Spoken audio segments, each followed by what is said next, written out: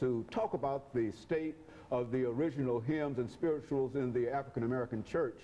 Minister Gregory Taylor, a member of Corinthian Baptist Church in Nashville, Tennessee. And of course, let me welcome you to the show, Minister Taylor, and to talk about what I consider to be a very, very important topic, even though it's a topic that people rarely think about. And you're talking about the state of the original hymns and spirituals in the African American church. And we want to find out more information about that, Minister Taylor. But before we get into that, let's have you to give us some information about your background, your education, and some of your experiences before you became involved in what you're doing now. And then we'll get into a discussion of the state of the original hymns and spirituals in the African American church. Yes.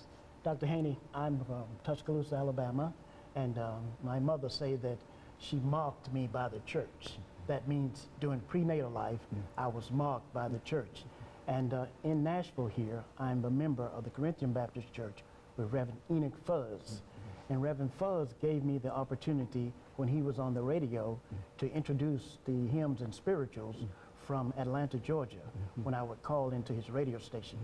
And my educational background comes from Selma University, and I attended graduate school at Virginia Union in Richmond, Virginia, and I did missionary work in the state of Alabama, and I had a one Sunday church in Atlanta, Georgia. And these are some of the areas of my background, my experiences. My father's roots are from the Watley Island in the Caribbean, and my mother is part Choctaw Indian as well as African, and I'm the youngest son on the four girls, and my father was in the World War II, and I came to Christ through the Vacation Bible School program, which is out of the Southern Baptist Church in a National Baptist Church program. And most of all, and musically, I was introduced to the old hymns and spirituals by the late Dr. J. Robert Bradley, who's well known here in Nashville, Tennessee.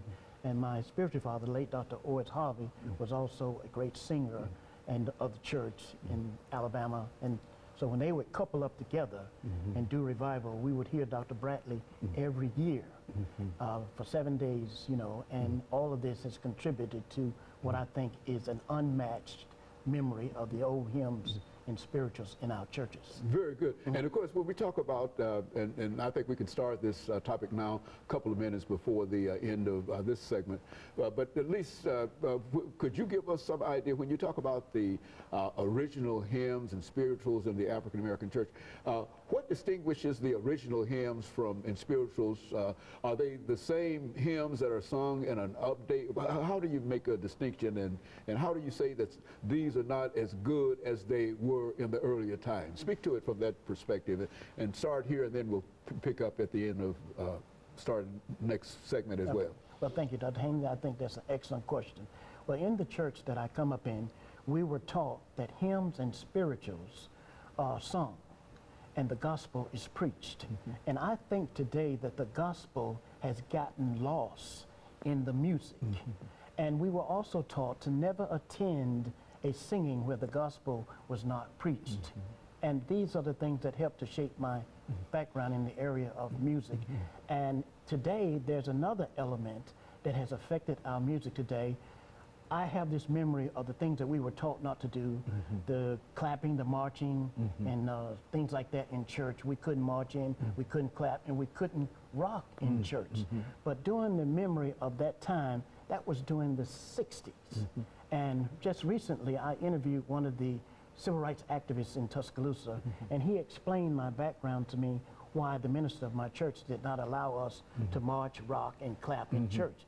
What that did, we were taught that our old hymns and spirituals were our anchor in America, and the means by which our ancestry is passed from one generation to the next. And what I'm witnessing today is where that process has been interrupted. You know, and what interrupted the process was what you call the mass choir. Okay. During the 60s period, what you may say was the freedom choir. And there has been a disconnect from the sanctuary choir. And this is where I see the differences in the music or the beginning of the breakground. And from that time, several variations have spun off from that. Very good. Of course, we're getting ready, Minister Taylor, for our first commercial break. Okay. And when we come back, we'll continue this discussion. But what we want you to do when we come back is to talk about this mass choir. I think that you've indicated that there's been a disconnect, and this mass choir has sort of come in between perhaps the congregation and whatever, and that it has almost replaced what you call the sanctuary choir. Is that correct? It has disconnected. Disconnected. And of course, let us take this first commercial break, and we'll be back with our audience following this very, very short commercial break. Welcome back to the second segment of the show.